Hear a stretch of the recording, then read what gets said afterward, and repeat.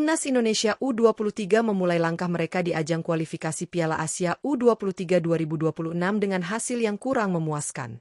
Bermain di Stadion Gelora Delta Sidoarjo, anak asuh Gerald van den Burg harus puas berbagi poin setelah ditahan imbang Laos U23 dengan skor 0-0. Pertandingan ini berlangsung pada laga perdana Grup I, dan tentu saja hasil tersebut meninggalkan kekecewaan bagi para pendukung Garuda Muda yang sudah memenuhi stadion sejak awal laga. Sejak menit awal, Timnas Indonesia U23 tampil penuh percaya diri. Mereka langsung mengambil inisiatif serangan dengan mengandalkan kecepatan pemain sayap dan kreativitas di lini tengah. Bahkan di awal babak pertama, Indonesia sempat mencetak gol melalui Raihan Hanan yang mengarahkan tendangan ke Jens Raven. Sayangnya, gol itu dianulir wasit karena Raven sudah berada dalam posisi offside terlebih dahulu sebelum menyambut bola. Keputusan ini membuat euforia penonton sempat padam. Namun semangat pemain Garuda Muda tetap menyala untuk mencari gol pembuka. Laos U23 sendiri bermain dengan strategi super defensif yang sering disebut sebagai parkir bus. Hampir sepanjang pertandingan, para pemain Laos menumpuk 8 hingga 9 pemain di area pertahanan.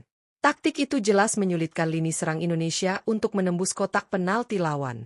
Meski peluang demi peluang terus tercipta, penjaga gawang Laos tampil luar biasa dengan melakukan sejumlah penyelamatan penting. Nama-nama seperti Rafael Struijk, Raihan Hanan, hingga Tony Firmansyah punya kesempatan emas, namun selalu gagal berbuah gol karena kokohnya pertahanan Laos. Permainan Indonesia bisa dibilang dominan, dengan penguasaan bola mencapai lebih dari 70%. Namun dominasi itu tidak diiringi dengan efektivitas dalam penyelesaian akhir. Justru sebaliknya, Laos terlihat nyaman dengan pola bertahan mereka dan sesekali mencoba melakukan serangan balik cepat. Untungnya, lini belakang Indonesia yang dikawal kapten dan kiper masih bisa mengantisipasi ancaman tersebut. Bagi skuad Garuda Muda, hasil imbang ini terasa sangat merugikan. Pasalnya, hanya juara grup yang otomatis berhak melaju ke putaran final Piala Asia U23 2026 di Arab Saudi. Sementara itu, runner-up grup masih harus bersaing dengan runner-up terbaik dari grup lain.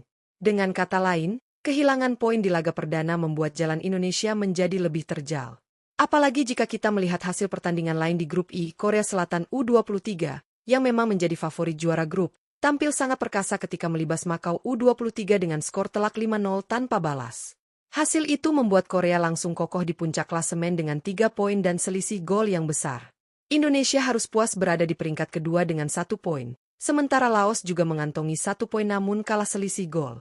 Makau sendiri terbenam di dasar klasemen setelah kekalahan besar tersebut. Pertandingan ini jelas memberikan banyak pelajaran bagi skuad Garuda Muda. Dari segi permainan, Indonesia sebenarnya unggul di hampir semua aspek. Namun, efektivitas menjadi masalah utama. Koordinasi lini depan masih terlihat kurang padu, dan para pemain sering terburu-buru saat melakukan finishing. Selain itu, keberanian untuk mencoba tembakan jarak jauh juga masih minim, padahal Laos begitu rapat menumpuk pemain di kotak penalti. Gerald van den Burg sebagai pelatih tentu harus segera melakukan evaluasi. Melawan tim dengan strategi bertahan total, kreativitas dalam membongkar pertahanan lawan menjadi kunci utama. Pergerakan tanpa bola, umpan-umpan terobosan, serta variasi serangan dari sisi sayap dan tengah perlu ditingkatkan agar tidak terpaku pada satu pola. Dukungan supporter di Stadion Gelora Delta sebenarnya luar biasa. Ribuan fans Garuda Muda memberikan semangat penuh sepanjang laga, menyanyikan yel-yel, dan menciptakan atmosfer yang mendidih. Namun, hasil akhir memang belum sesuai harapan. Kekecewaan jelas terasa, tapi para pendukung tetap memberikan tepuk tangan usai laga, sebagai bentuk apresiasi terhadap perjuangan pemain di lapangan. Di laga berikutnya, Indonesia akan menghadapi Makau U23. Pertandingan ini wajib dimenangkan dengan skor besar untuk menjaga asa lolos ke Piala Asia U23. Tidak ada alasan lain, karena Korea Selatan hampir pasti akan terus mendominasi grup ini. Dengan selisih gol yang bisa sangat menentukan, Garuda Muda harus tampil agresif, tajam, dan tidak boleh menyia-nyiakan peluang sekecil apapun. Jika Indonesia berhasil meraih kemenangan meyakinkan atas Makau, peluang untuk finish sebagai runner-up terbaik masih terbuka lebar. Namun, jika kembali kehilangan poin, mimpi tampil di Piala Asia U23 2026 bisa saja pupus lebih cepat dari yang diperkirakan. Pertandingan melawan Laos ini juga menunjukkan betapa kerasnya persaingan di level Asia. Tim yang di atas kertas lebih lemah bisa saja menjadi batu sandungan ketika menerapkan strategi bertahan total. Indonesia perlu belajar untuk lebih sabar, tidak terburu-buru, dan lebih kreatif dalam mengembangkan serangan. Nama-nama seperti Rafael Struijk dan Raihan Hanan memang menjadi sorotan karena punya banyak peluang. Namun, di laga ini mereka kurang beruntung. Peran gelandang serang juga perlu ditingkatkan untuk memberikan variasi serangan lebih berbahaya. Sementara itu, lini belakang relatif aman karena Laos jarang sekali melancarkan serangan serius. Kegagalan mencetak gol di laga perdana bukan berarti kiamat. Justru ini bisa menjadi cambuk motivasi agar di laga berikutnya para pemain tampil lebih fokus dan tajam. Gerald van den Burg pun memiliki waktu singkat untuk meracik strategi baru, terutama dalam mengantisipasi lawan yang bermain bertahan. Secara keseluruhan, Timnas Indonesia U23 memang menunjukkan dominasi permainan, tapi hasil akhir 0-0 membuat langkah mereka sedikit terhambat. Dengan kualitas pemain yang ada, peluang untuk bangkit masih terbuka lebar. Namun, konsistensi, fokus, dan mental juara harus benar-benar ditunjukkan mulai dari pertandingan kedua. Mari kita semua terus memberikan dukungan penuh untuk Garuda Muda. Jangan hanya menuntut kemenangan, tapi juga memberikan semangat dan doa agar tim ini bisa berkembang lebih baik dari laga ke laga. Ingat, perjuangan masih panjang dan peluang untuk lolos ke Piala Asia U23 masih ada selama para pemain bisa belajar dari kesalahan. Sobat Bola, itulah tadi pembahasan lengkap mengenai hasil laga perdana Timnas Indonesia U23 melawan Laos U23 di ajang kualifikasi Piala Asia U23 2026.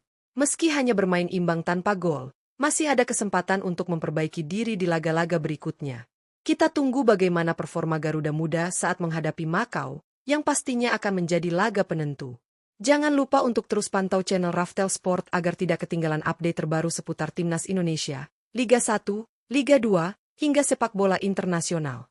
Tekan tombol like, tinggalkan komen untuk pendapat kalian, share video ini ke teman-teman, dan subscribe agar channel ini bisa terus berkembang memberikan informasi seputar dunia sepak bola. Sampai jumpa di pembahasan berikutnya. Tetap dukung Garuda Muda, dan salam olahraga. Meski hanya bermain imbang tanpa gol, masih ada kesempatan untuk memperbaiki diri di laga-laga berikutnya. Kita tunggu bagaimana performa Garuda Muda saat menghadapi Makau, yang pastinya akan menjadi laga penentu. Jangan lupa untuk terus pantau channel Raftel Sport agar tidak ketinggalan update terbaru seputar Timnas Indonesia, Liga 1, Liga 2, hingga sepak bola internasional.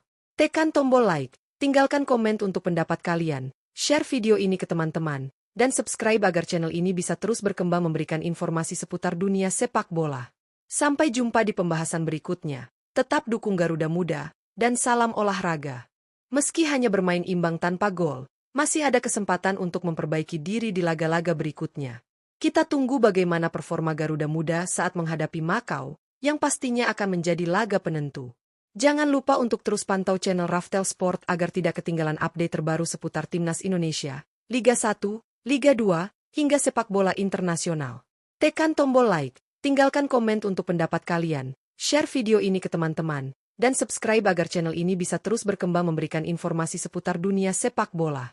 Sampai jumpa di pembahasan berikutnya. Tetap dukung Garuda Muda, dan salam olahraga.